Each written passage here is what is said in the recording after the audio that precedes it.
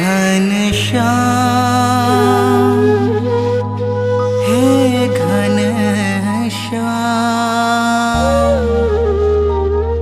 घनश्याम हे घनश्याम। मेरा कोई न सहारा बिन तेरे घनश्याम संवरिया मेरे। मेरा कोई न सहारा बिन तेरे घनश्याम संवरिया मेरे। मेरा कोई न सहारा बिन तेरे घनश्याम संवरिया मेरे। मेरा कोई न सहारा बिन तेरे घनश्याम संवरिया मेरे। घनश्याम संवरिया मेरे। घनश्याम संवरिया मेरे।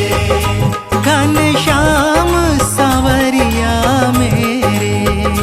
घनश्याम संवरिया मेरे। मेरा कोई न सहारा बिन तेरे घनश्याम संवरिया मेरे। मेरा कोई न सहारा बिन तेरे घनश्याम संवरिया मेरे। मेरा कोई न सहारा बिन तेरे घनश्याम संवरिया मेरे। मेरा कोई न सहारा बिन तेरे घनश्याम संवरिया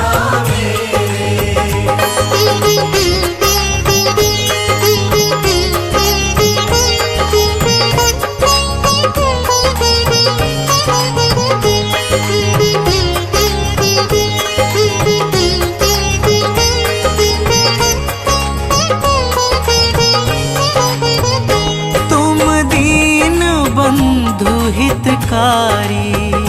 तुम दीन बंधु हितकारी। हम आए शरण तिहारी। हम आए शरण तिहारी। काटो जन्म मरण के फेरे घनश्याम संवरिया मेरे। मेरा कोई न सहारा बिन तेरे घनश्याम संवरिया मेरे।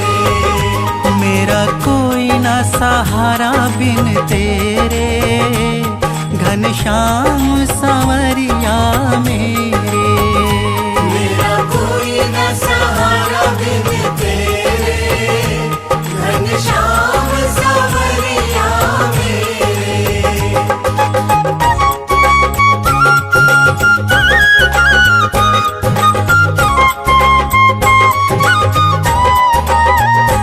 मेरा कोई न सहारा बिन तेरे घनश्याम संवरिया मेरे। मेरा कोई न सहारा बिन तेरे गहरे जल में कबहू न मरे जल से बिल खाई। नारी सुखी परदेश पिया कबहू न सुखी उर कंठ लगाई। तुलसी पाप कटे कछु पाप किए कबहू न कटे कुछ हरि गुण गाई। एमा शब्दनो बहु खेल छे। अमृत पान किए ही कबहू न मरे विष पान किए। बहु शब्दनो खेल एवो छे के अमृतनो पान करेलो होय अमृत पान किए ही कबहू न मरे विष पान करायो। कदाच विषनो पान करशे ई नहीं मरे। कदाच आपणे एम जोवा जईए तो एवा शब्दनो भाव थाय। अमृत पान किए ही कबहू न मरे विष पान करायो। मीन मरे गहरे जल में। मीन माने माछली। मीन मरे गहरे जल में कबहू न मरे जल से बिल गाई। जल थी बारा आवी जाए तो क्यारे न मरे। जो शब्दोनो खेल छे। पछी बतावे छे के नारी सुखी परदेश पिया।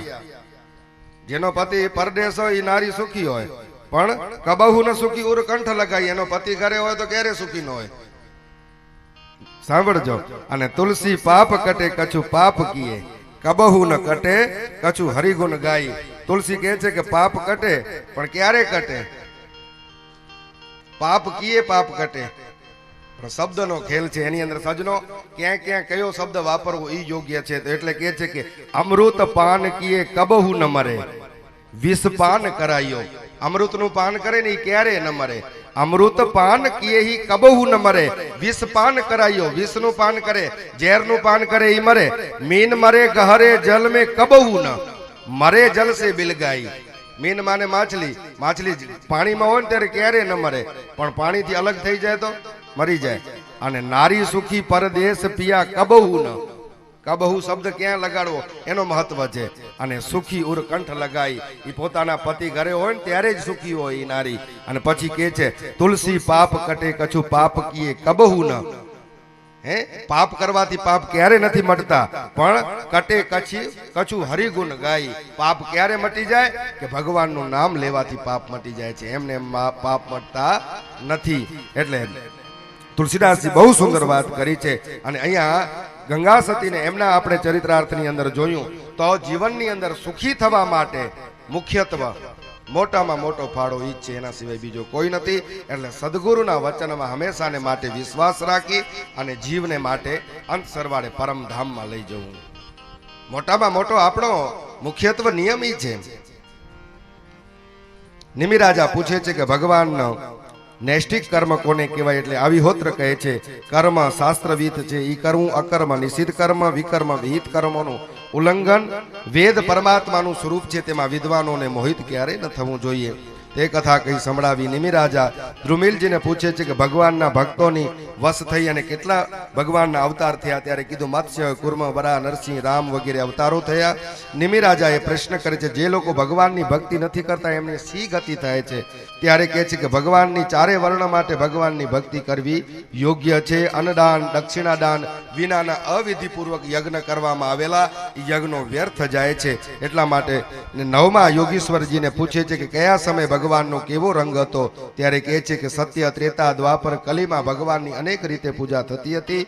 ભગવાનનો સત્યયુગમાં શ્વેત રંગ હતો, એમાં 4 ભુજાઓ હોય છે. રુદ્રાક્ષની માળા યજ્ઞોપવિત ધારણ કરેલા પ્રભુ પરમાત્મા, તેમાં ધ્યાન રૂપી ભગવાનની ભક્તિ થતી હતી. ત્રેતા યુગમાં ભગવાનનો રંગ લાલ હતો, તેઓ વેદો અને પ્રતિવાદીથી યજ્ઞમાં રહી શ્રુક અને શ્રુવા દ્વારા ભગવાનની પૂજા થતી હતી. દ્વાપર યુગમાં ભગવાનનો શ્યામ વર્ણ છે, એમાં શંખ, ચક્ર, ગદા અને પદ્મ. અને કળિયુગમાં ભગવાનનો રંગ કૃષ્ણ છે, તેમનો રૂપ મનોહર છે. આ યુગમાં ભગવાનના ગુણ, કીર્તન, વાણી દ્વારા જેટલું સ્મરણ થાય એ ભગવાનની પૂજાનું પ્રભુત્વ બતાવ્યું. અને દરેકે જેના ભગવાનની પૂજા કરવી જોઈએ. નિમિરાજા નવજોગેશ્વરો પાસેથી ભગવાનના ધર્મનું ઉપદેશ સાંભળી પરમ ગતિને પામ્યા છે. વસુદેવજી ધન્ય થયા છે કે અમે ગૃહસ્થ બનીને તમારા જેવા સંતો મહાપુરુષો અમારા આંગણામાં આવ્યા, અમારું જીવન ધન્ય બન્યું છે. શું કામ અમારું જીવન ધન્ય બન્યું છે? કારણ કે અમે તો ગૃહસ્થ રહ્યા છીએ, કામ ધંધામાં ગૂંચવાયેલા છીએ. અને તમારા જેવા નારદજીને કીધું કે સાધુ સંત પુરુષો મહાપુરુષો અમારા આંગણામાં આવે ને તો અમારું આંગણું પવિત્ર બની જાય. એટલે મોટામાં મોટી હું તો કહું છું જવાબદારી સંન્યાસી કરતા ગૃહસ્થાશ્રમ ઉપર વધારે છે. સંન્યાસી કરતા જે ગૃહસ્થાશ્રમમાં રહે છે ને એના માટે જવાબદારી વધુ છે. કારણ કે પુત્ર, પરિવાર, સંસાર, સાધુ સંત, અભ્યાગત જે કોઈ આવે એની બધાની રક્ષા કરવાની જવાબદારી ગૃહસ્થાશ્રમની છે. એટલે ગૃહસ્થાશ્રમ પતિ પત્ની 2 જણા રહેતા હોય, સારી રીતે ભગવાનનું નિત્ય સેવા કરતા હોય, સવારના પ્રહરમાં વહેલા ઉઠી ભગવાનની પૂજા કરતા હોય, એ સાચો ગૃહસ્થાશ્રમ છે. સાંજે ભગવાનનું ધૂપ, અગરબત્તી ઇત્યાદિ કરતા હોય, એ સાચો ગૃહસ્થાશ્રમ છે. સાધુ સંત, ગાયોનો દાન, ગાયોની પૂજા, જેટલું બની શકે એટલું. કાંઈ નહીં તો ગાયને ગોળ ખવડાવવાનું, રોટલી ખવડાવવાની, ઘાસ ખવડાવવાનું, જે મળી શકે તે. એ સાચી પૂજા ગૃહસ્થાશ્રમની અંદર ઈ જ છે. એટલે ગૃહસ્થાશ્રમના નિયમ બતાવ્યા છે અનેક. ગૃહસ્થાશ્રમ કોને કહેવાય? એટલે કહે છે પૂર્વ ઓછી કે વિદ્યા મળે અને દક્ષિણે ધન કમાય, પશ્ચિમે ચિંતા ઉપજે અને ઉત્તરે હાનિ થાય. માણસને કેવી રીતે સૂવું એ પણ બતાવે છે. પૂર્વ ઓછી કે વિદ્યા મળે, આ બાજુ આપણે ઓછીકું કરીએ ને તો વિદ્યા પ્રાપ્ત થાય. અને જેને પૈસા કમાવો હોય દક્ષિણે ધન કમાય, પૈસા કમાવો હોય દક્ષિણ બાજુ સૂવું જોઈએ. અને પશ્ચિમે ચિંતા ઉપજે, પશ્ચિમ બાજુ આપણે માથું રાખીએ ને તો ચિંતા ઉપજે માણસને. કાંઈ ન હોય તો ઘરમાં ચિંતા ઉપજી આવે. વડીલો કહી ગયા છે આપણા. અને ઉત્તરે હાનિ થાય, ઉત્તર દિશામાં ઓશીકું રાખીએ ને તો હાનિ થાય. એનું કારણ કે જ્યારે માણસ મરણ પામ્યો હોય ત્યારે ઉત્તર બાજુ એનું મસ્તક રાખતા હોય છે. ઉત્તરે હાનિ થાય. પછી કીધું ઊંધો સુવે તે અભાગ્યો, ઊંધો સુવે તે અભાગ્યો, અને ચેતો સુવે તે રોગી, ડાબે તો સૌ કોઈ સુવે, જમણે સુવે તે યોગી. ડાબે તો સૌ કોઈ સુવે પણ જમણે સુવે તે યોગી. અને પછી કે છે ઘર ઘરમાં રોગના ખાટલા અને દવાખાનામાં બાટલા, ફ્રીજના ઠંડા પાણીને પીને ભૂલી ગયા છે માટલા. માટલા ભૂલાઈ ગયા, ગળતર થતી હતી માટલા ભૂલાઈ ગયા. માટલા વાળું બહુ સારું હતું પેલા, એટલે માણસને તકલીફ નહોતી થતી. પણ ફ્રીજના ઠંડા પાણી આવી ગયા ને, અને માટલું પણ કેવું સહન કેટલું કરે. પેલા એને કુંભાર લઈ આવે, ત્યાંથી એની ગળતર થાય, વળી ટીબેઓના લાકડાના ટુકડા દ્વારા વળી એને પલાળે, વળી ચાખડે ચડાવે, ને વળી એને એનો ટીપતો આવે, ધીમે ધીમે ધીમે એક હાથ અંદરથી બીજો ઉપરથી. જોજો માટલો બહુ એને કષ્ટ ભોગવવું પડે છે. અને વળી પાછો એને નિભાડામાં નાખે, તપે, અને વળી કોઈકને પાણી ઠંડો કરીને આપે. અને વળી કોઈક બેનો તમારા જેવા જાય તો વળી આમ ઠક ઠક કરાવે, કાચો છે કે પાકો, જરાક જુએ ને માટલાને, ઠક ઠક કરાવે, કાચો છે કે પાકો છે. એટલે માટલામાં બહુ જવાબદારી. એટલે માટલો છે જરૂરી, માટલાની એટલા માટે છે. હે ઘર ઘરમાં રોગના ખાટલા ને દવાખાનામાં બાટલા, ફ્રીજના ઠંડા પાણી પીને ભૂલી ગયા છે માટલા. અને પછી કે છે કે ગાયનો ઘી છે પીણું સોનું, અને મલાઈનું ઘી ચાંદી, હવે વનસ્પતિ ખાઈને સારી દુનિયા થાય માંદી. વનસ્પતિ ઘી ખાઈ ખાઈને સારી દુનિયા માંદી થાય છે. અને રસોઈ રાંધે જો પિત્તળમાં, પિત્તળમાં રસોઈ રાંધે તો કેવું થાય, રસોઈ રાંધે પિત્તળમાં, અને પાણી ઉકાળે તાંબુ, જો ભોજન કરે કાંસામાં તો જીવન માણે લાંબુ. કાંસામાં કદાચ ભોજન કરે ને તો જીવન લાંબુ માણે. અને ઘઉં ખાવાથી શરીર ઝૂલે ને જવ ખાવાથી ઝૂલે, ઘઉં ખાવાથી શરીર ફૂલે ને જવ ખાવાથી ઝૂલે, મગને ચોખા ના ભૂલે તો બુદ્ધિના બારણા ખુલે. બુદ્ધિના બારણા ખોલવા માટે ખીચડી સારામાં સારી, ફેન ફતુર જે હોય તે રાત્રિના ભાગમાં, વહુ જે બનાવે, પાણીપુરી બનાવે કે સેવપુરી બનાવે, પણ આપણને કહી દેવાનું કે મને ખીચડી જોઈશે, તમને જે બનાવવું હોય તે, તો શરીરની અંદર બુદ્ધિના બારણા ખુલશે. અને ગાયના ઘીમાં રસોઈ રાંધો તો શરીરનો મજબૂત બાંધો, ને તલના તેલની માલિશથી દુખે નહીં એકે સાંધો. તલના તેલથી માલિશ કરીએ ને તો એકે સાંધો ન દુખે. એ ગૃહસ્થાશ્રમના નિયમ છે. ગૃહસ્થાશ્રમ માટે જવાબદારી મોટી છે. ખાલી એમ નહીં કે આપણે લગ્ન કરી અને જીવનની અંદર હવે કમાવું, ધન કમાવું, ભેગું કરવું, છોકરા માટે જોવું, બધે નહીં. ભાગવત કહે છે ગૃહસ્થાશ્રમ માટે જવાબદારી છે એટલી કોઈના માથે નથી.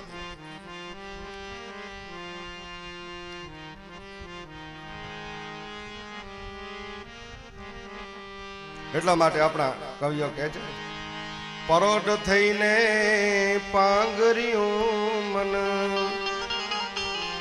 વનવાસલડી વાગી રે. પરોઢ થઈને પાંગર્યું મન, પરોઢ થઈને પાંગર્યું મન, અને વનવાસલડી વાગી. એમાં ગૃહસ્થાશ્રમના નિયમ બતાવ્યા છે.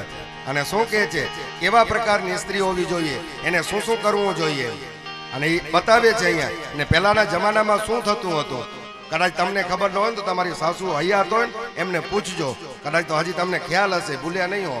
એટલે કહે છે કે ઘરને ખૂણે ઘંટી જાગી, અને ગીત મધુરા ગાવા રે, કાબીને કડલા વાદે વળગ્યા, હેલ્યું હાલી ના વારે. પરોઢ થઈને પાંગર્યું મન, પરોઢ થઈને પાંગર્યું મન, વનવાસલડી વાગી રે. પરોઢ થઈને પાંગર્યું મન શું કે છે ઘરને ખૂણે ઘંટી જાગી પેલા આ ચકીએ બધા લોટ ભેગા નહોતા થતા જેના તેના બધાના શુદ્ધ બુદ્ધિ આવે એટલા માટે બહેનો માતાઓ આપણે ઉઠી વહેલા ઉઠી સાસુમાં વહેલા ઉઠી જાય અને ઘંટડી ડરતા હતા અને એમાં શું થતું હતું ગીત મની જાય ગાવા માટે ને કાબીને કડલા હાથમાં પહેરેલા હોય એ ભેગા હાલતા હોય સ્વર પૂરતા હોય સાથે સાથે અને સવારના પ્રહરમાં વહેલા જાગી જગતા હતા અને પછી શું કીધું હેલિયું હાલી નાવા હેલિયોને સરસ મજાનો કાંઈ ન મળે તો બાવળના એવા છોડ મળતા હતા ને બાવડી એવું આવે ખારો બાવડીઓ આવે એની અંદરથી એની ફરઈ હોય એનાથી ઘસી હેલને નહીં ત્યાં કને લઈ જાય આંબલી ખાતી ખાતી લઈ જાય એને ઘસી નાખે હેલિયું સારું લાગે સ્ટીલની નહીં ભલે ત્રાંબા પિત્તળની હોય અને પછી કહે છે જાગી સાવરણીએ તો સાવરણાને સૂતેલો જગાડ્યો રે જાગી સાવરણીએ તો સાવરણાને જાગી સાવરણી પહેલા કોણ જાગે કયો હે હા પેલા સ્ત્રી જાગે સ્ત્રી જાગી જાય જાગે સાવરણી ને એ તો સાવરણા ને સૂતેલો જગાડ્યો રે હવે સાવરણા જાગ મેં ઘરમાંથી સફાઈ કરી નાખી છે હવે તારે વારો છે જાગવાનો સાફ સફાઈ કર એટલે બારે કામ કરવા માટે તું જા બારે સાવરણો કામ આવે અને ઘરની અંદર સ્ત્રીનું કામ છે ઓઢણા ઓઢીને કે 6 વાગે ને એ શહેરમાં કે સાંભળો છો જરાક દૂધ વાળો આવ્યો છે લઈ તો આવો તો તું ક્યારે ઉઠીશ હું તો મોડી ઉઠીશ હે દૂધ વાળા પાસે દૂધ લઈ આવો તમે હું તો મોડી ઉઠીશ એ ગૃહસ્થાશ્રમ નહીં હે જાગી સાવરણીએ તો સાવરણાને સૂતેલો જગાડ્યો રે ચોકી શેરીને ફોર્યું ફળિયું સૂતો ચોક જગાડ્યો રે પરોઢ થઈને પાંગર્યું મન પરોઢ થઈને પાંગર્યું મન વનવાસલડી વાગી રે પરોઢ થઈને પાંગર્યું મન અને પછી કહે છે ચેત્યો ચૂલો અને તપી તાવલડી શિરામણ સાંભળ્યા રે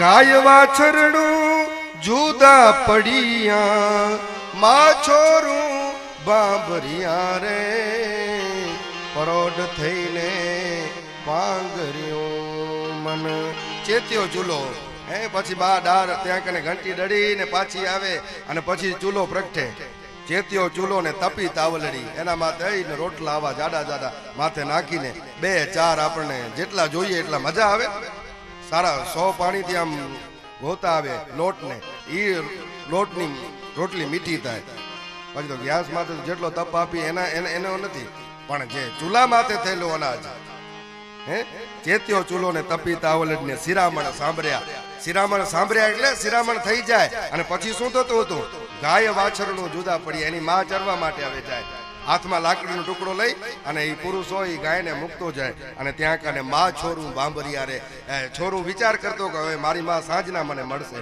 ત્યાં સુધી ચોરું એ વાછરનું માની રાહ જોઈને બેઠો હોય અને પછી કહે છે કે કુવાને કાંઠે ઝૂંડ જોબનના અને જડ જાગી ગયા જોવા રે સિંચણિયા સંગ આજ ગરેડી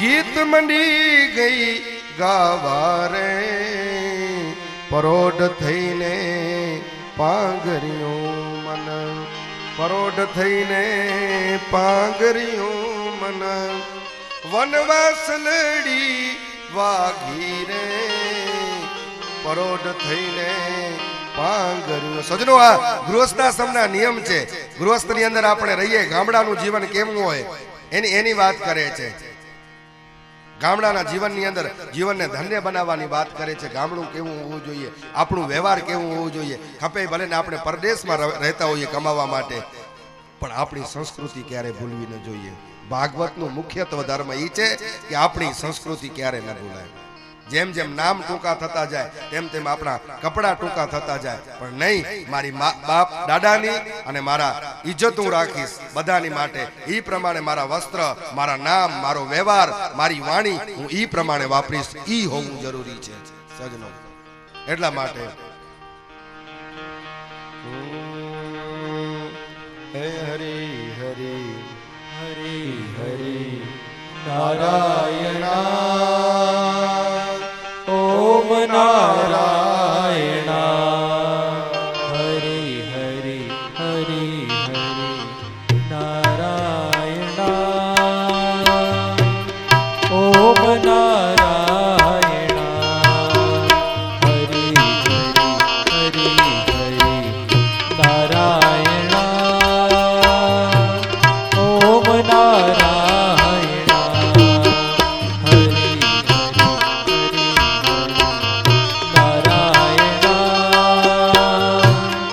ઓમ નારાયણ ગોવિંદ નારાયણ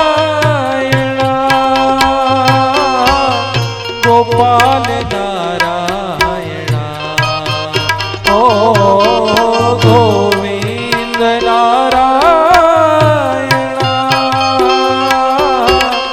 ગોપાલ નારાયણ હરિ હરિ હરિ હરિ નારાયણ ઓમ નારાયણ હરિ હરિ હરિ હરિ નારાયણ ઓમ નારાયણ હરિ હરિ હરિ હરિ જય રાધે.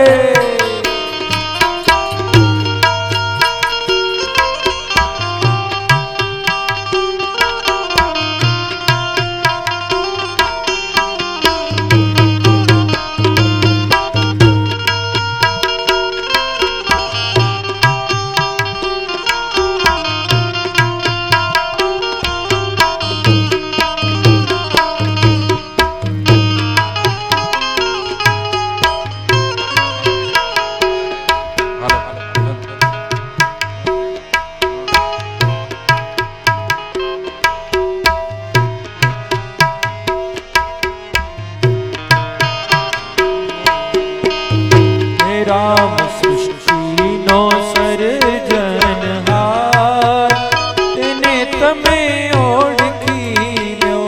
રામ સૃષ્ટિનો સર્જનહાર તેને તમે ઓળખી લ્યો. રામ સૃષ્ટિનો સર્જનહાર તેને તમે ઓળખી લ્યો. રામ સૃષ્ટિનો સર્જનહાર તેને તમે ઓળખી લ્યો. હે જુઓ નળીરમાં ઝાડ કેવા ઊંચા દેખાય.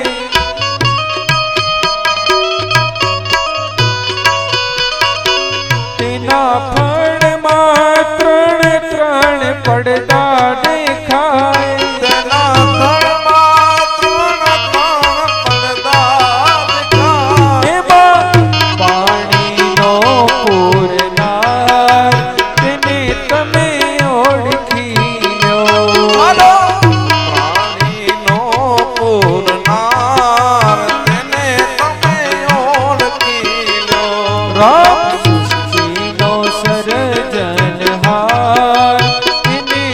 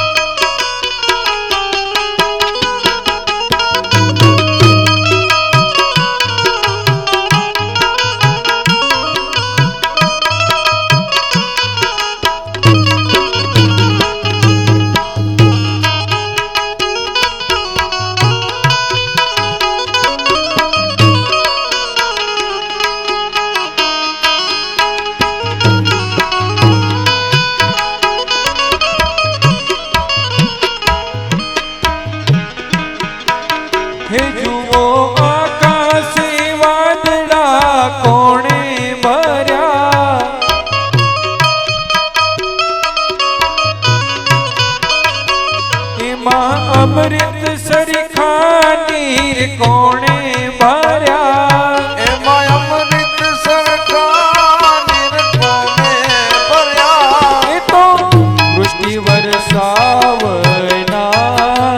એને તમે ઓળખી લો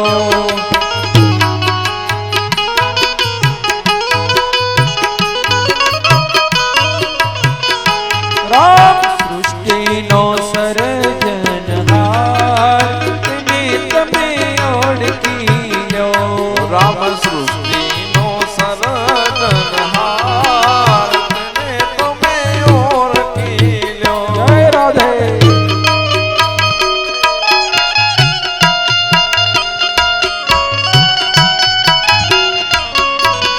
હરિબોલ હરિબોલ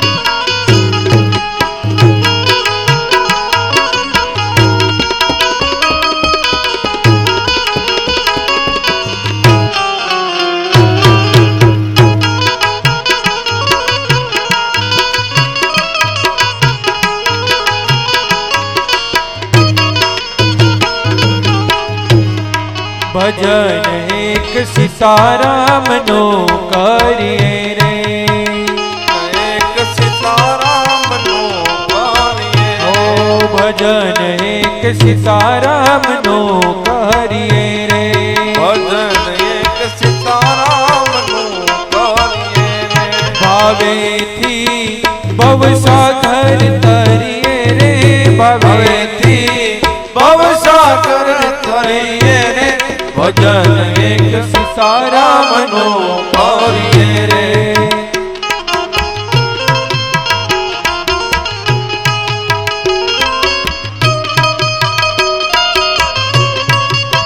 જય રાધે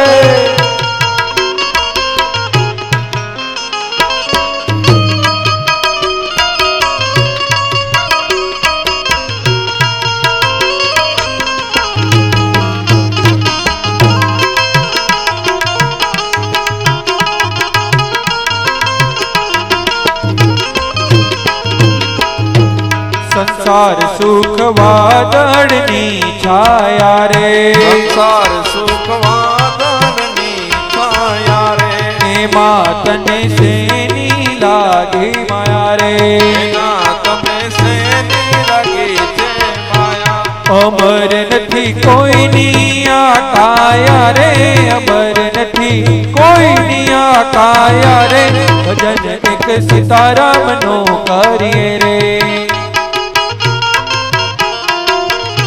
ભજન એક સીતારામનો કરીએ રે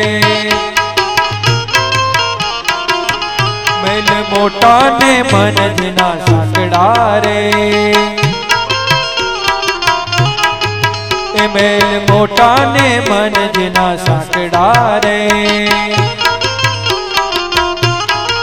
એ જેના મુખમાં નહીં રામનું નામ છે રે જેના મુખમાં શ્રી રામનું નામ છે રે કોઈ જાસો ના એવા ને આંગણે રે એ કોઈ જાસો ના એવા ને આંગણે રે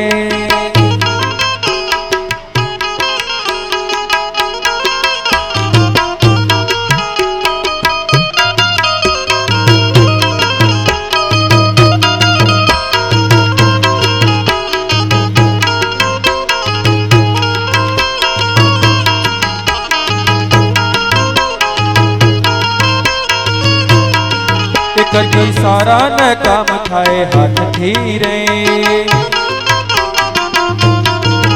જેની તિજોરીમાં ગરીબોની હાય છે રે જેની તિજોરીમાં ગરીબોની હાય છે રે કોઈ જાસો ના એવા ને આંગણે રે કોઈ જાસો ના એવા ને આંગણે રે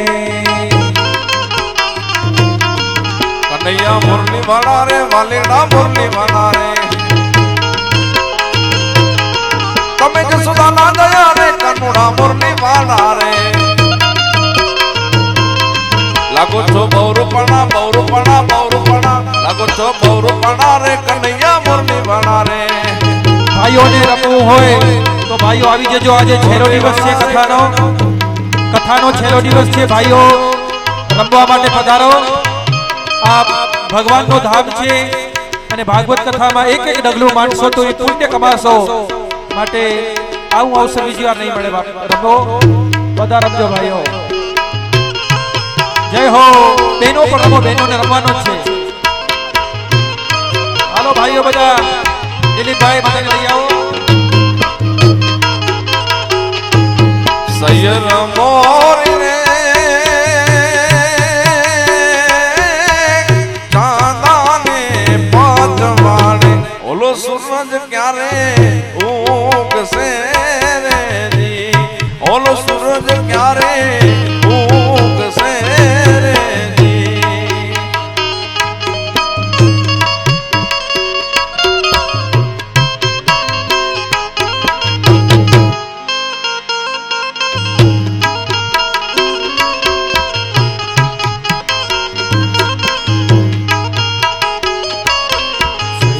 મોરી રે ચાંદાની પછવાડે ઓલો સૂરજ કેડી ઉગશે રે લોલ. ઓલો સૂરજ કેડી ઉગશે રે લોલ.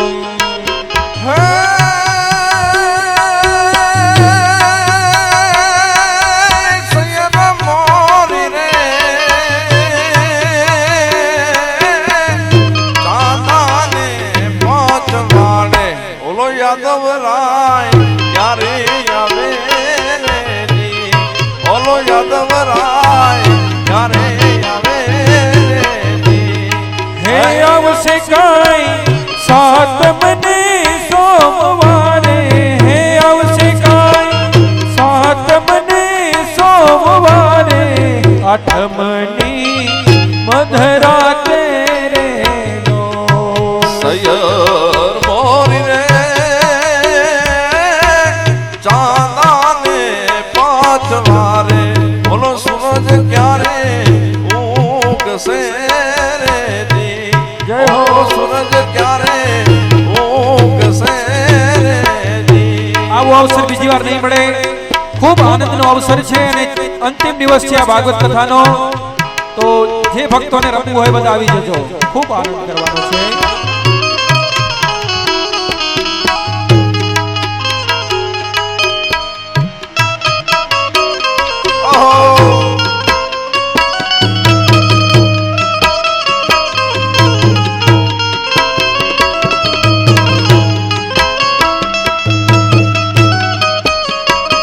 જય આશાપુરા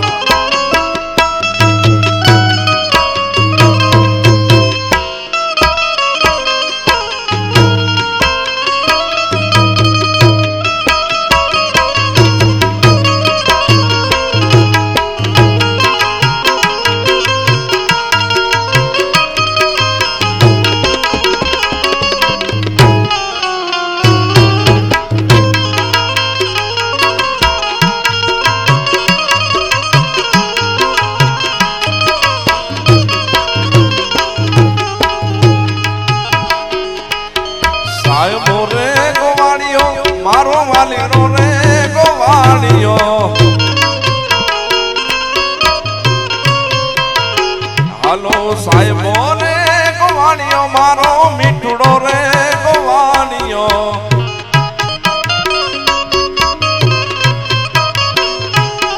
હું રે ગોવાનન ગીરની રે મારી શ્યામ રાધાની જોડલી હું રે ગોવાનન ગીરની મારી શ્યામ રાધાની જોડલી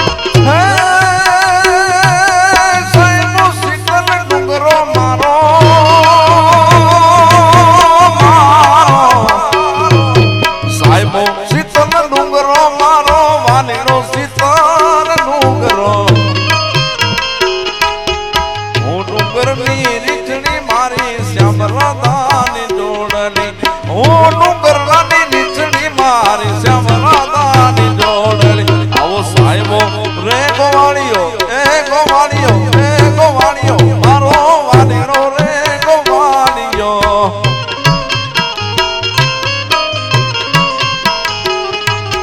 હું ગોવાલણ ગીરની રે મારી શ્યામ રાધાની જોડલી હું ગોવાલણ ગીરની મારી શ્યામ રાધાની જોડલી મોગલ છે મથરાડી રે હો બગુડા માં રમતી મેં તો ભાડી રે મનરા મોગલ છે મથરાડી રે હો બગુડા માં રમતી ભાડી રે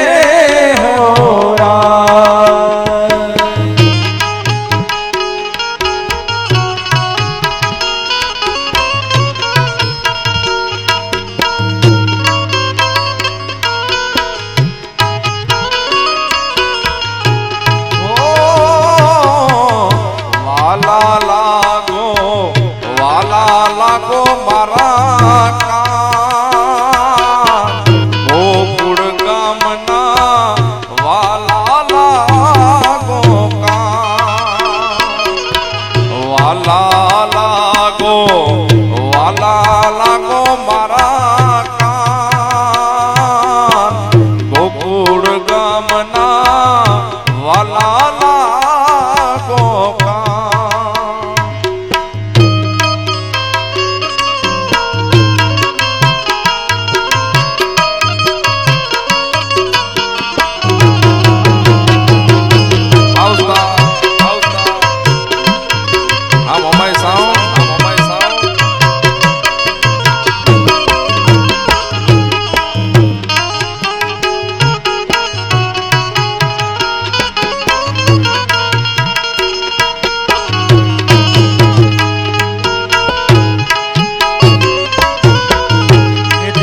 દ્વારિકા વાળા સોનાની નગરી ના રાજા સાંભળ્યા શેઠ અમારા દેવ દ્વારિકા વાળા સોનાની નગરી ના રાજા સાંભળ્યા શેઠ અમારા સોનાની નગરી ના રાજા સાંભળ્યા શેઠ અમારા જય હો જય દ્વારિકાધીશ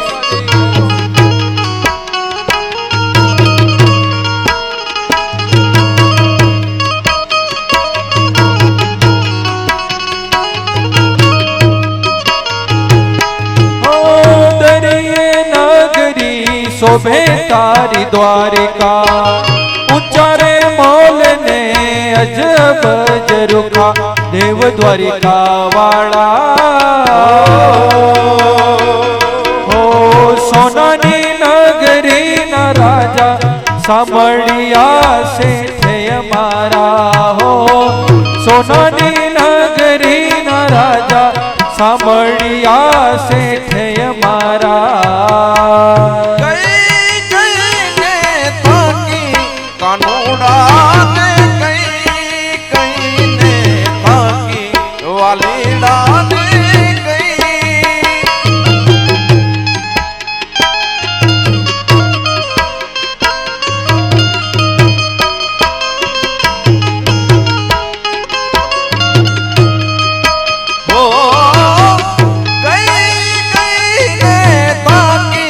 વાલીડા ને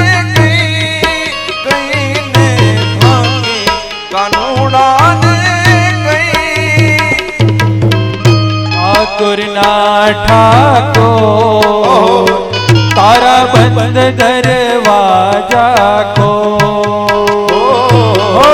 ઠાકોર ના ઠાકોર તારા બંધ દરવાજા ખો હે તું તો રાધિકાનો તું તો રાધિકાનો તું તો રાધિકાનો ચિત ચોર તારા બંધ દરવાજા ખોલ ડાકોરના ઠાકોર તારા બંધ દરવાજા ખોલ હે જય રણ છોડ માખણ ચોર તારો ગલીએ ગલીએ સોર દુનિયાનો દાતાર બની તું કેમ બન્યો છે કઠોર ડાકોરના ઠાકોર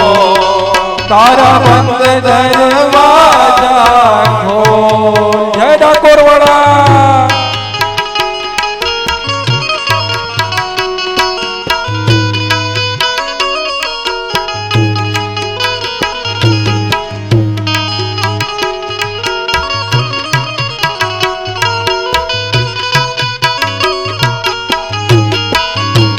હે તારા દ્વારે વાલા આવો હું તો આવો ઓ સાંભળિયા ધોળી ધજા લહેરાવો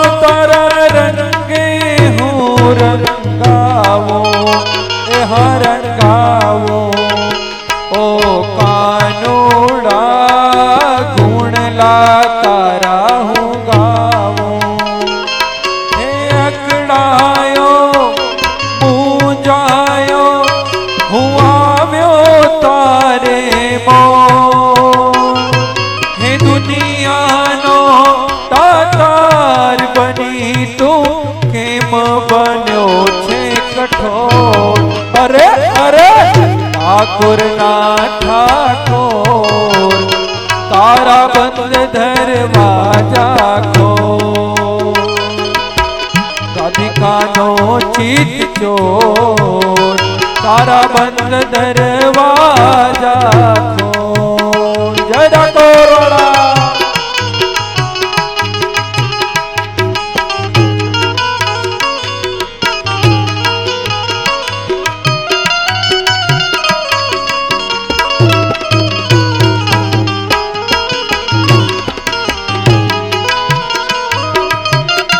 હરિ ગુણ ગાને લગી વિરાય શ્રી લગી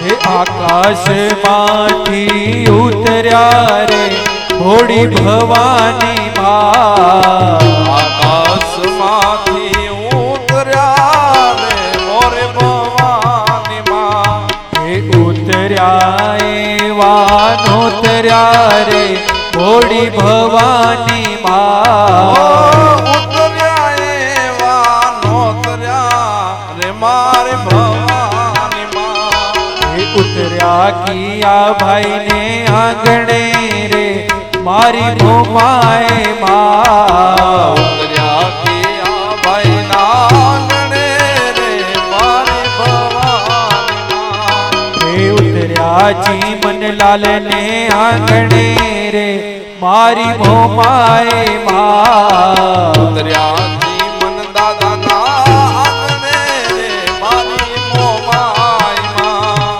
હે ઉતર્યા ઉર્મિલા બેન ના આંગણે રે મારી આસબાઈ માં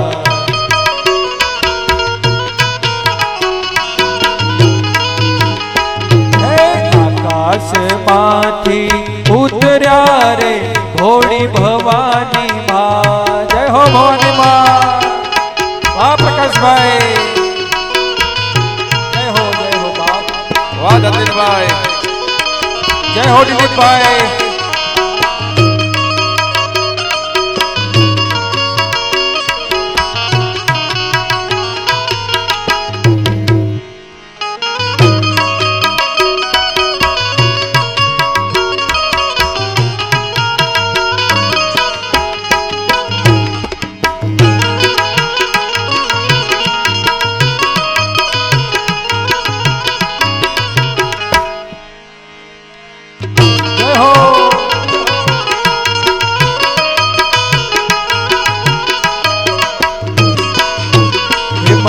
માવતર મળો તો મળી મુંબઈ જેવા મળજો માવતર મળો તો મળી મુંબઈ જેવા મળજો આ ભવે મળ્યા માતા ભવો ભવ મળજો આ ભવે મળ્યા માતા ભવો ભવ મળજો માવતર મળો તો મળી અસમાઈ માં મળજો માવતર મળો તો મારી અસમાઈ માં મળજો આ ભવે મળ્યા માતા ભવો ભવ મળજો આ ભવે મળ્યા મારી ભવો ભવ મળજો શું ભોજન જમશે રે મારી ખોડલ માં શું ભોજન જમશે રે મારી ખોડલ માં ખીર ખાંડ ને લાપસી રે મારી જગદંબા માં ખીર ખાંડ ને લાપસી રે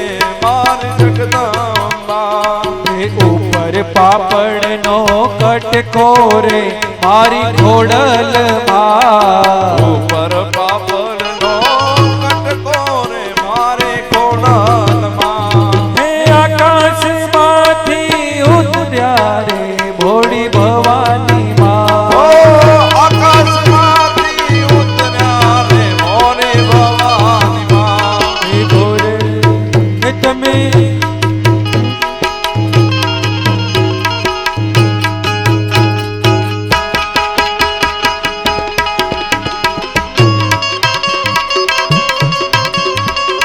જાગો જાગો હવે ત્રિપુરારી જટાળા જો ગંદા જાગો જાગો ત્રિપુરારી જટાળા જો ગંદા જાગો જાગો હવે ત્રિપુરારી જટાળા જો ગંદા જાગો જાગો ત્રિપુરારી જટાળા જો ગંદા જળ વરસાવો હે જળધારી જટાળા જો ગંદા વરસાવો જળ વરસાવી જટાળા જો ગંદા ઓમ નમઃ શિવાય ઓમ નમઃ શિવાય ઓમ નમઃ શિવાય ઓમ નમઃ શિવાય હવે જાગો હવે ત્રિપુરારી જટાળા જો ગંદા જાગો ત્રિપુરારી જટાળા જો ગંદા ઓમ નમઃ શિવાય તમે પશુપતિ કહેવાના છો પશુપતિ કહેવાના છો તમે પશુપતિ કહેવાના છો તમે પશુપતિ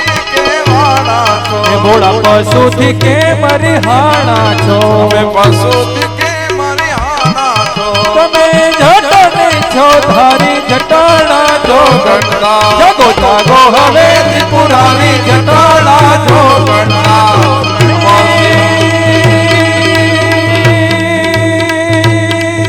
વલાવન માડી મિત્ર મુરારી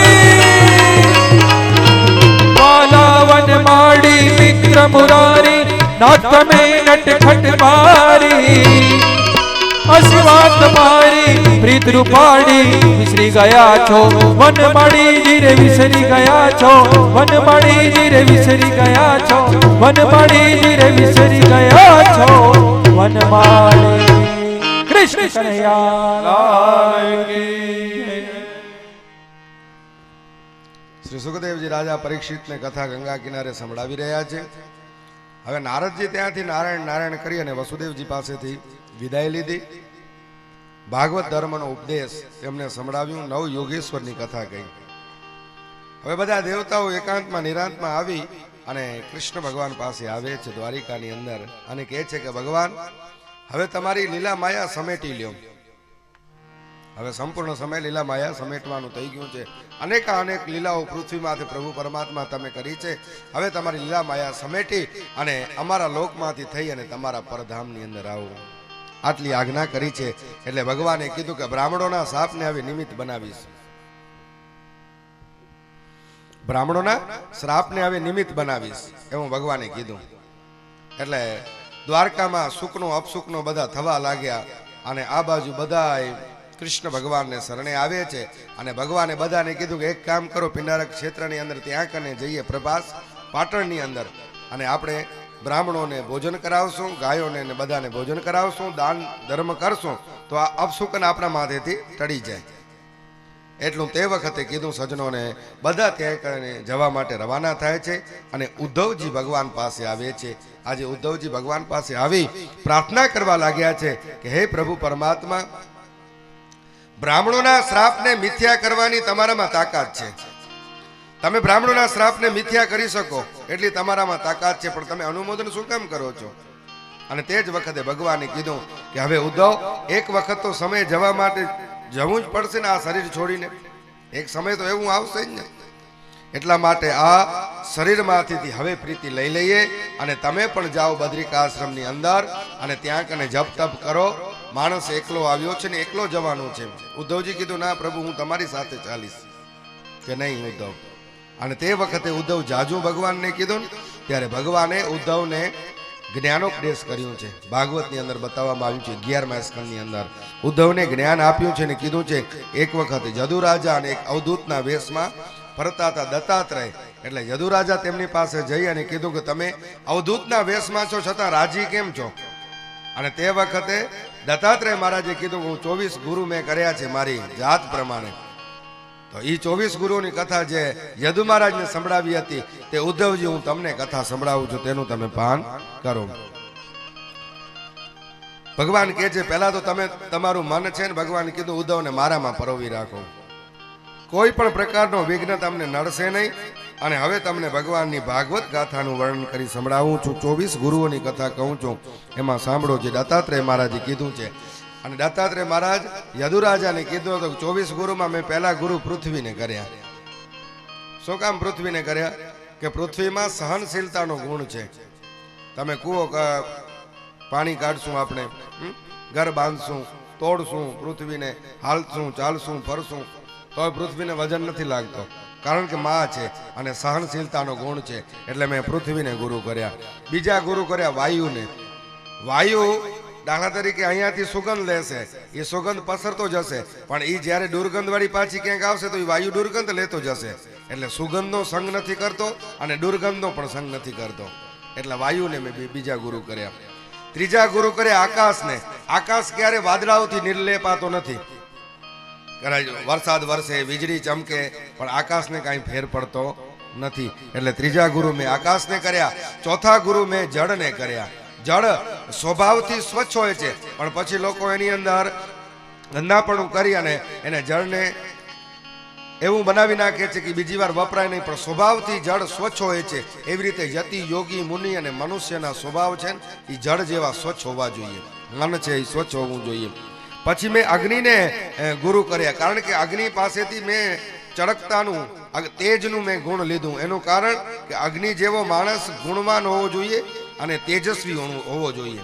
એટલા માટે મેં અગ્નિ પાસેથી અને ચંદ્ર પાસેથી મેં જ્ઞાન લીધું. ચંદ્રને ગુરુ કર્યા. છઠ્ઠા ગુરુ ચંદ્ર પાસેથી એ જ્ઞાન લીધું કે ચંદ્ર જેમ શુક્લ પક્ષમાં વૃદ્ધિ પામે એવી રીતે માણસોની પણ અવસ્થા વૃદ્ધિ પામે છે. ધીમે ધીમે માણસ બાળપણમાંથી કિશોર અવસ્થા અને યુવાની તરફ આગળ વધીને વૃદ્ધાવસ્થા તરફ આગળ વધે છે. એટલા માટે ચંદ્ર પાસેથી મેં ગુણ લીધું. સૂર્ય પાસેથી ગુણ લીધું. એના કિરણ જળ ખેંચે છે. સૂર્યના કિરણો જળ ખેંચે છે ને સમય થતા 4 મહિના વરસાદ વરસાવે છે. તો એવો રાજા પણ એવો હોવો જોઈએ કે ભલે પ્રજા માથે કર નાખે, પણ જ્યારે સમય હોય ને ત્યારે પ્રજાને વાપરવા માટે આપે. તે કથા કઈ સંભળાવી. અને પછી કીધું કે મેં 8મા ગુરુ કબૂતરને કર્યા. કારણ કબૂતરને એટલા માટે કર્યા કે ઈ મોહમાં ફસાઈ જાય છે. તો મોહમાં ક્યારે ફસાવું ન જોઈએ. જ્યારે દાણા ચણવા માટે બહાર ગામ જાય છે, બારે જાય છે અને એમના દીકરાઓને પારાધી છે ને એ જાળીમાં ફસાવી લે છે. જાળીમાં ફસાવી લે છે એટલે બચ્ચા તો આવી ગયા, પણ તે જ વખતે નર ને માદા બે આવે છે. કબૂતર નર ને માદા. ત્યારે એની માદાએ વિચાર કર્યો કે મારા બચ્ચાને હું બચાવું. અને એ માદા એની ઓલા પારાધીના ઝાડમાં પડી અને અંત સરવારે નરે પણ વિચાર કર્યો કે હું પણ એમને બચાવું, પણ કોઈ બચાવી શકવા વાળો હતો નહીં. પણ છતાં પણ પુત્ર સ્નેહના કારણે એની અંદર પડ્યા. એટલે યતિ યોગી છે એને ક્યારે પણ સંન્યાસ આશ્રમ ગ્રહણ કર્યા પછી, યતિ યોગીના વેશની અંદર આવી ગયા પછી ક્યારેય પણ મોહ માયામાં ફસાવવું જોઈએ નહીં. પછી કહે છે 9મા ગુરુ અજગરને કર્યા. અજગરને ઘણા દિવસો નીકળી જાય છતાં જમવાનું મળે અથવા ન મળે, પણ અજગર કાંઈ બોલતો નથી, એક જગ્યાએ પડ્યો રહે છે. એવી રીતે મુનિને પણ આશ્રમ બાંધવા જોઈએ નહીં. સાધુ સંતોને આશ્રમ ન કરવા જોઈએ. જે મળે તે જે આપે એ લઈ લેવું જોઈએ. પછી કીધું મેં સમુદ્ર પાસેથી ગુણ લીધા. સમુદ્રની અંદર જ્યારે વરસાદ પડતો હોય ને નદીઓમાં પૂર આવે તો સમુદ્ર છલકાઈ નથી જતો, અને જ્યારે વરસાદ નથી વરસતો નદીઓમાં પૂર નથી આવતા અને ત્યાં નથી જતી નદીઓ, તો સમુદ્ર ક્યારે સુકાતું નથી અને છલકાતું પણ નથી. તો માણસનું જીવન રત્ન ગુણોના ભંડાર જેવું હોવું જોઈએ, સમુદ્ર જેવું હોવું જોઈએ, ક્યારે છલકાવું ન જોઈએ. સંપત્તિ વધુ આવે તો અને કદાચ ઓછી આવે તો એના માટે રડવું જોઈએ નહીં. સમુદ્ર પાસેથી મેં જ્ઞાન લીધું. પછી પતંગિયાને મેં ગુરુ કર્યા, કારણ કે પતંગિયો અગ્નિમાં જ્યોતને જોઈ અને મોહવશ એની અંદર પડે છે, એટલે અજિતેન્દ્રિય બની જાય છે. એટલે કોઈ પણ વસ્તુની મોહની અંદર ફસાવવું નહીં. પછી મેં મધુમક્ષિકા અને માખીને ગુરુ કર્યા, કારણ કે માખી બધું મધ ભેગું કરી જુદા જુદા વનસ્પતિઓમાંથી લઈ અને ભેગું કરે છે. અંત સળવારે મધ લૂંટવા વાળું આવે છે, મધ લૂંટીને હાલ્યો જાય છે. એટલે બધાની પાસેથી સાર તો લીધું પણ એનું ગ્રહણ નથી કર્યું. પણ મેં એની પાસેથી એ ગ્રહણ કર્યું કે દરેક વસ્તુમાંથી સાર લેવો જોઈએ. પછી કીધું મેં હાથીને પણ ગુરુ કર્યા, કારણ કે હાથીને સામે કાગળની હાથણી મૂકી દે છે ને હાથી એમાં લોભવશ થઈ અને તેની સ્પર્શ લાલસાના ભાવથી હાથની જોઈ અને ખાડામાં પડે છે ને એને પકડી લે છે. એટલે ક્યારે પણ લોભવશ મોહમાયા રાખવી જોઈએ નહીં. સાધુ પુરુષ સંન્યાસી છે એ લાકડાની કદાચ પુત્રી હોય, સ્ત્રી બનાવેલી હોય ને લાકડાની, તેને પણ સાધી પુરુષને અડવું જોઈએ નહીં. એટલું સમજાવ્યું. પછી મધ લૂંટનારા પાસેથી મેં જ્ઞાન લીધો, કારણ કે મધ લૂંટનારો છે ને એ મધ તો લૂંટી આવે છે ને ભેગું કરે છે, પણ લોકો યુક્તિથી એની પાસેથી મધ લઈ લે છે. એટલે અંત સરવાળે આપણી પાસે સંપત્તિ કેટલી છે એની માણસો પૂછા નહીં કરે, પણ આપણે જીવનની અંદર ભક્તિ કેટલી કરી એની લોકો પૂછા કરશે. પછી કીધું મેં હરણ પાસેથી જ્ઞાન લીધું, કારણ કે હરણ સંગીત પારાધીનું સંગીત સાંભળીને એના મોહવશ પડે છે, એટલે કાળ બધામાંથી આવે છે, એટલે કાળનો સામનો કરવો જોઈએ. પછી કીધું મેં માછલી પાસેથી જ્ઞાન લીધું. માછલી કાંટામાં ફસાયેલા માંસના ટુકડાને એમાં લાલચમાં આવી અને કાંટામાં ફસાઈ જાય છે ને અંત સરવાળે એનું મરણ થાય છે. એટલે દુર્બુદ્ધિવાળા મનુષ્ય ક્યારે લાલચમાં ના આવવું જોઈએ. અને પછી કીધું કે મેં વૈશ્યાને પણ ગુરુ કર્યા છે. વિચાર તો કરો. કીધું વૈશ્યાને ગુરુ? હા, કીધું વૈશ્યાને ગુરુ કર્યા છે. વિદેહ નગરીની મિથિલાપુરીમાં એક વૈશ્યા રહેતી હતી અને એનું નામ હતું પિંગલા. દત્તાત્રેયજી મહારાજ નિમિરાજાને સંભળાવી યદુરાજાને સંભળાવી રહ્યા છે અને કૃષ્ણ ભગવાન ઉદ્ધવને સમજાવી રહ્યા છે.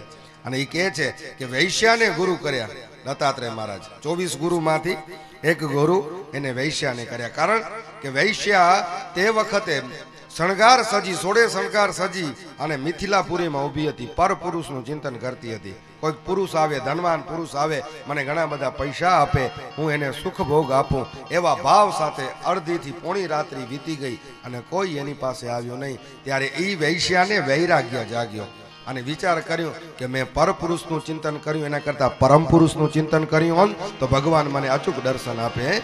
પરપુરુષનું ચિંતન કર્યું એના કરતાં પરમ પુરુષોત્તમ ભગવાનનું ચિંતન કર્યું હોત તો, અને તે જ વખતે વૈરાગ્ય એને જાગ્યું અને બધી મોહમાયા સગડી મૂકી દીધી અને ભગવાનનું વૈશ્યા સ્મરણ કર્યું. તો સજનો અહીંયા કહે છે કે મેં એને પણ ગુરુ કર્યા, કારણ કે અંત સરવાળે તો વૈરાગ્ય આવ્યું એના જીવનમાં. તો માણસને દરેકના જીવનમાં વૈરાગ્ય હોવો જરૂરી છે. લાંબા સમય પછી પણ પિંગલાનું ગીત સાંભળી રાજી થયા. પછી કીધું મેં ટીટોડીને પણ ગુરુ કર્યા, કારણ કે ટીટોડીએ માંસનું ટુકડું લઈને ભાગતી હતી અને તે જ વખતે બીજા પક્ષીઓ એની સાથે હતા, પણ માંસના ટુકડાને મૂકી દીધું એટલે પક્ષીઓ બધા હટી ગયા.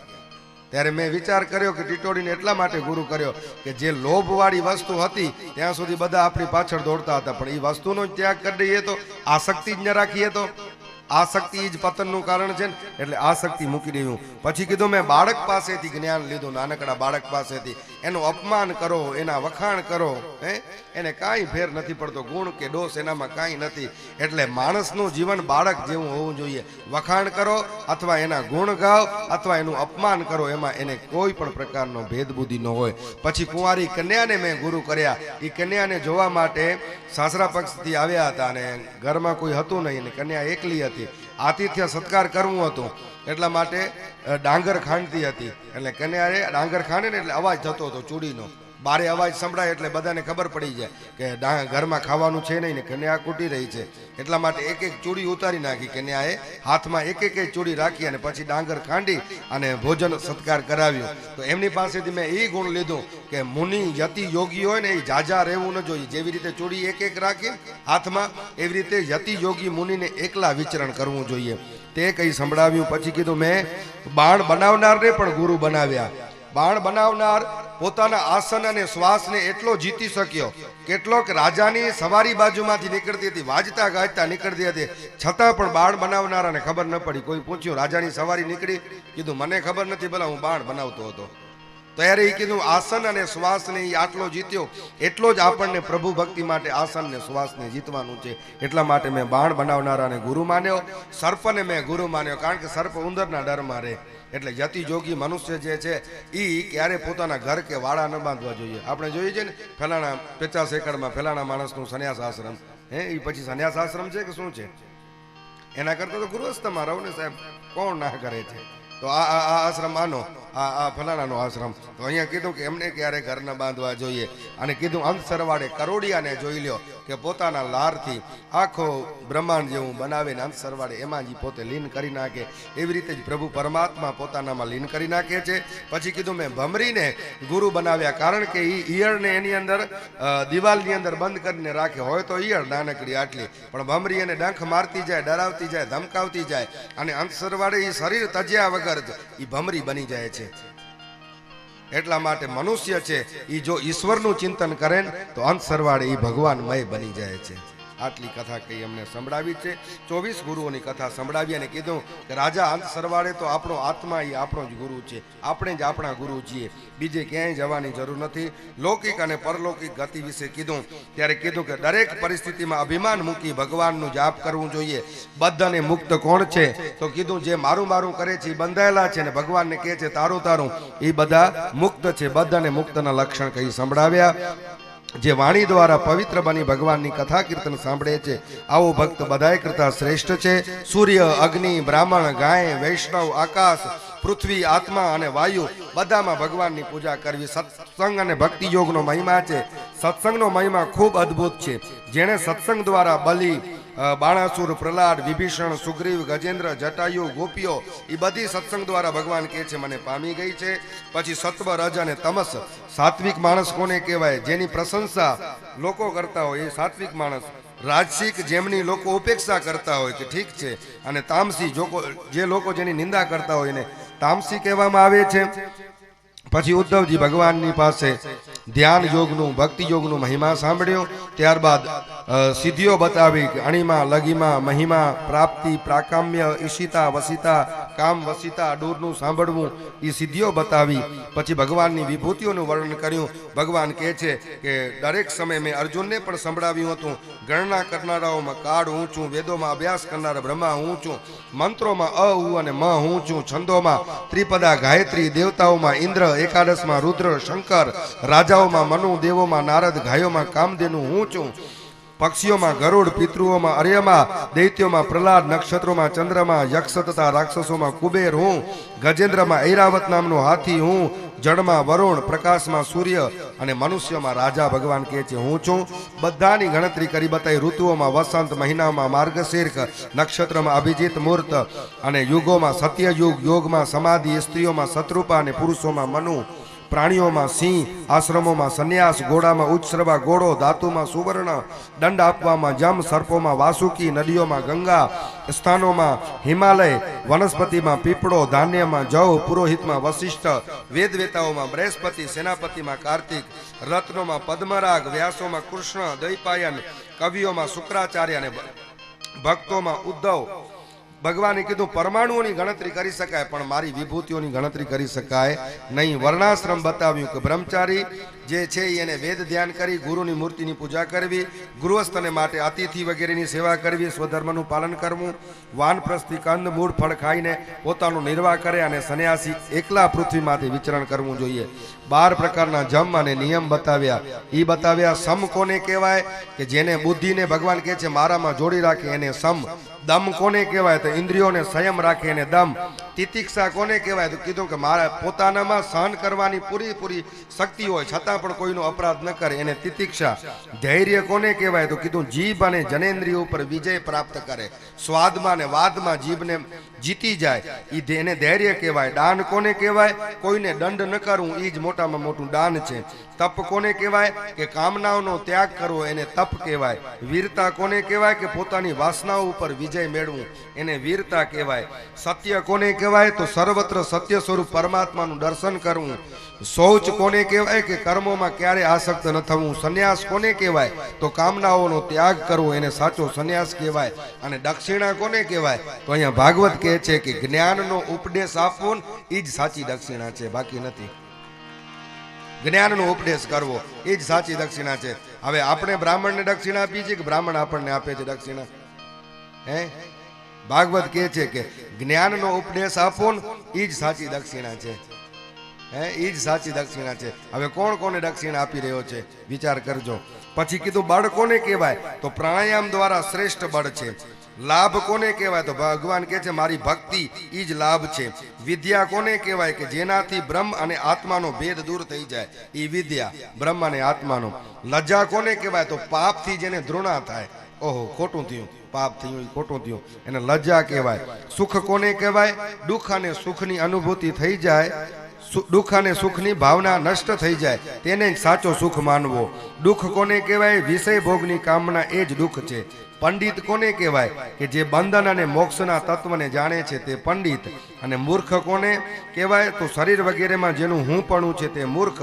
નરક કોને કહેવાય? તો તમો ગુણની વૃદ્ધિ જ નરક છે. ગુરુ કોને કહેવાય? તો સાચો ભાઈબંધ એ જ ગુરુ છે. ધનવાન કોને કહેવાય? કે જેની પાસે ગુણોનો ખજાનો છે એ ધનવાન. અને દરિદ્ર કોણ? કે જેના ચિત્તમાં અસંતોષ છે સદાયને માટે એ દરિદ્ર છે. ગુણો અને દોષ પરથી દ્રષ્ટિ હટી જાય એને ભગવાન પ્રત્યે દ્રષ્ટિ થાય એ જ સદાચારી બતાવવામાં આવ્યું છે. જ્ઞાન યોગ, કર્મયોગ અને ભક્તિ યોગનો માર્ગ કઈ સંભળાવ્યો છે. ગુણ દોષની વ્યવસ્થા, કર્મયોગ ગુણ દોષની વ્યવસ્થા કઈ બતાવી, તત્વોની સંખ્યા. અને ત્યારબાદ ઉદ્ધવજી ભગવાનના ચરણોમાં પડી કે છે કે હજી મને ભગવાનનો ઇતિહાસ સંભળાવો. અને તે વખતે તિતુક્ષુ બ્રાહ્મણનો ઇતિહાસ સમજાવે છે કે ક્યારે પણ બ્રાહ્મણે દાન દક્ષિણા ન દીધી હતી ને અંત સરવાળે એના માથે પ્રકોપ પડ્યો અને ભગવાને એની રક્ષા કરી. સાંખ્ય યોગનો મહિમા કઈ સમજાવી, ગુણોની વૃત્તિ, ત્રણેય ગુણોની વૃત્તિઓ અને તેનું નિરૂપણ, તમો ગુણની વૃત્તિ, સાત્વિક, રાજસિક અને પુરવારના વૈરાગ્યના વચનો, ક્રિયાનું વર્ણન, પરમાર્થનું નિરૂપણ કઈ બતાવ્યું. ભાગવત ધર્મનું નિરૂપણ કરીને હવે કહે છે કે તમે એક કામ કરો ઉદ્ધવજી, તમે બદ્રિકાશ્રમમાં જાઓ, મારી પાદુકાઓ લઈ જાઓ અને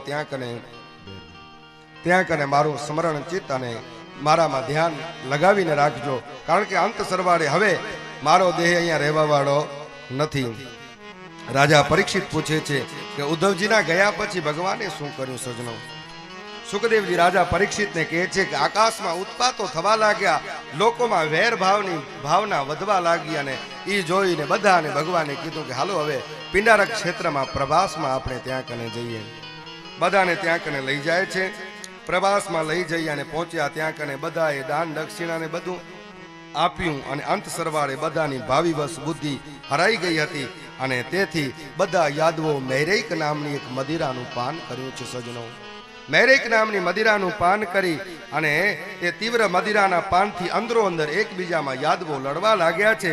છેવટે અસ્ત્રો શસ્ત્રો ખૂટ્યા ત્યારે જે એરકા નામનું ઘાસ જે ઉગેલું હતું, જે ઓલો ચૂર્ણ બનાવ્યો હતો, એ એરકા નામનું ઘાસ ઉગ્યું, એ લઈ અને એકબીજાને મારવા લાગ્યા. બલભદ્ર અને કૃષ્ણ ભગવાન દોડ્યા, અમુક યાદવો બલદેવજી પાછળ દોડવા લાગ્યા.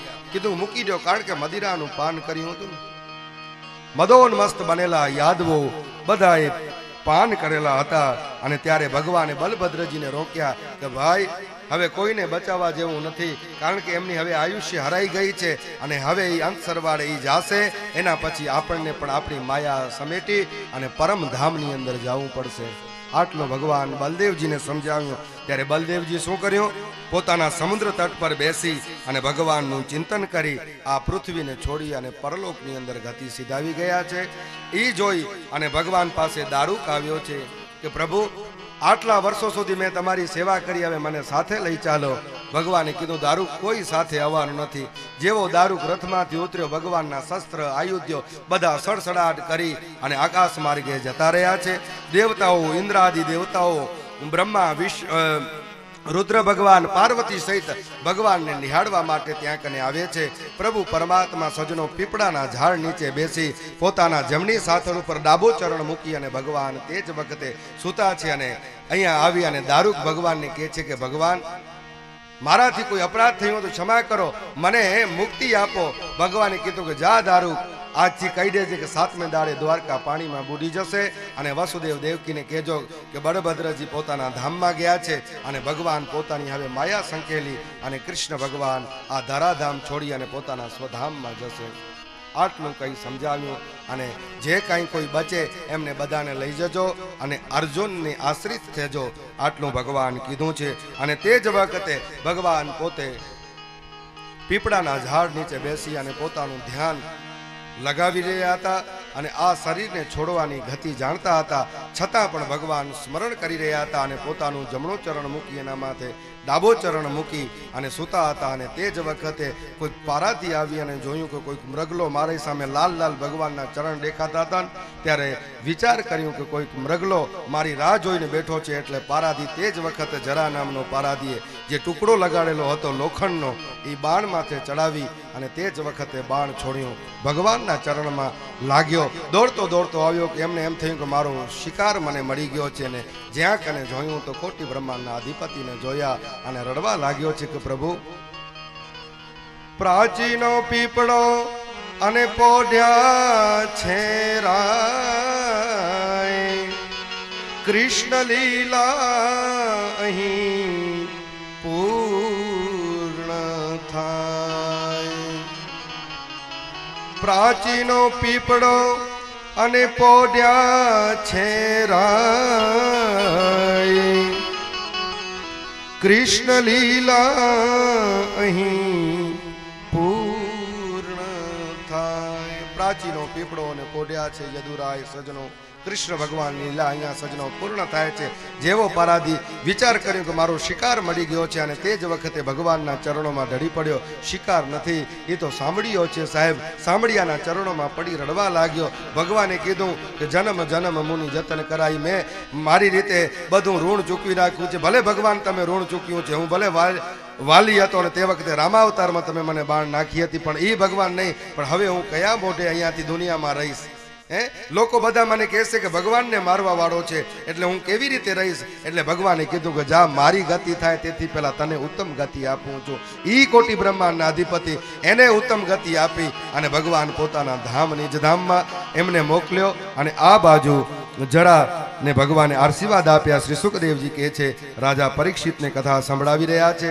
ભગવાન તે જ વખતે પોતાના સશરીરને દગ્ધ કર્યા વગર ત્યાં કનેથી ભગવાન પોતાના નિજધામમાં ગયા. ઇન્દ્રાદિ દિક્પાલો કોઈ ભગવાનના આ શરીરને કોઈ જોઈ શક્યો નહીં અને ભગવાન પોતાની ચૈતન્ય શક્તિ એમાં પધરાવી. 6 પ્રશ્ન પહેલા દિવસે આપણે કર્યા હતા. એમાં મેં કીધું હતું કે ભગવાન સોધામ ગયા તેના પછી ધર્મ કોના શરણે ગયો? એનો જવાબ હું દઈ દઉં કે 6થો પ્રશ્નનો જવાબ એ હતો કે ભગવાન સોધામ જ્ઞાન તેના પછી ધર્મ આ પુરાણોને શરણે ગયો છે. સજનો, ધર્મ આ પુરાણોને શરણે ગયો છે. અને અંત સરવાળે ભગવાન પોતાના નિજ ધામની અંદર પધરામણી કરી અને બધા દ્વારકાવાસીઓને ભગવાને આશ્રિત કર્યા. બધા રડવા લાગ્યા, ભગવાનનો વિલાપ કરી રાણીઓ બધી પોતાના લોકને સીધાવી. આ બાજુ અર્જુનજી બધાના પિંડદાન કર્યા અને અનિરુદ્ધનો દીકરો વજ્ર હતો એને મથુરાની રાજગાદી સોંપી અને બધા ઇન્દ્રપ્રસ્થ લઈ જવા માટે અર્જુનજી તૈયાર થયા. ત્યારે અર્જુનજીને કાબાઓ વગેરે લૂંટ્યા અને અંત સરવાળે અર્જુનજી પણ ત્યાં કને જઈ આપણે પહેલા સ્કંદની અંદર વાત કરી હતી કે આ બાજુ ધર્મરાજ યુધિષ્ઠિર અને અર્જુન વચ્ચે વાત થાય છે કે ભગવાન સોદામ ગયા તે જાણીને એ લોકો હિમાલયની અંદર ગયા અને વજ્રને, અનિરુદ્ધના પુત્ર વજ્રને ગાદી આપી અને રાજગાદી હિમાલયમાં પછી નીકળી ગયા. ભગવાનની આ લીલા ચરિત્રો જે વાંચે, વંચાવશે, સાંભળશે અથવા સંભળાવશે બધાને ભગવાનના ધામમાં પરમ ગતિ મળશે. સૂક્ષ્મમાં સૂક્ષ્મ પાપ હશે એ પણ બળીને ભસ્મ થશે. અહીંયા 11મા સ્કંદની કથાને અહીંયા વિરામ દઈ પિતૃદેવતાના ચરણોમાં આપણે એ કથાને વિરમીએ. હવે બપોર પછીના કલિયુગના રાજાઓ અને 12મા સ્કંદની થોડી કથા હશે. આપણે અને હુંડી, આપણામાં એવી કહેવત છે કે હુંડી સાંભળીએ તો આખી કથાનું ફળ મળે, એવી ખોટી વાત છે. ખાલી હુંડી સાંભળવાથી બધા લોકો, બધા મહારાજને જ કહે કે ખાલી હુંડી વાંચી વેંજા ઘરે વાંચીને કથા ના સોણની, એવું નથી. પણ કદાચ આપણે સવારમાં ક્યાંક કથા ચાલુ થઈ ગઈ હોય ને આપણે થોડાક રહી ગયા હોય આગળ પાછળ, તો આપણને કથાનો લાભ મળે પૂરો અને તૂટી ન શકે. એટલા માટે વિષયાનુક્રમ, હુંડી એવું નહીં કે મારી હુંડી સ્વીકારો મહારાજ રે સાંભળ્યા ગીરધારી, એ હુંડી નહીં. હુંડી એટલે ભાગવત કથાનું વિષયાનુક્રમ, એ આપણે હુંડી તે વખતે આપણે જાણશું. અને આજની કથા બપોરની અહીંયા કથા પ્રભુ પરમાત્માના ચરણોમાં વિરામ. અને સ્વર્ગસ્થ રણછોડજી બાપા જે જજમાન પરિવારના ચિમનલાલભાઈના અને એમના નાનુ બાપા થયા અખંડ સૌભાગ્ય ઉર્મિલાબેનના, તેમની પાછળ બહુ ભાવ અને પ્રેમથી સત્સંગનું આયોજન કર્યું. ભગવાન એમને ખૂબ આગળ વધારે એવી ભગવાન પાસે પ્રાર્થના. અને વિશેષમાં આપણે બપોર પછી બધું ક્રમ લેશું. આજની કથા અહીંયા બપોરે મધ્યાહન સમય વિરામ. સન્માન કે પછી દૂધ પીવાનું, સન્માન પતી જાય પછી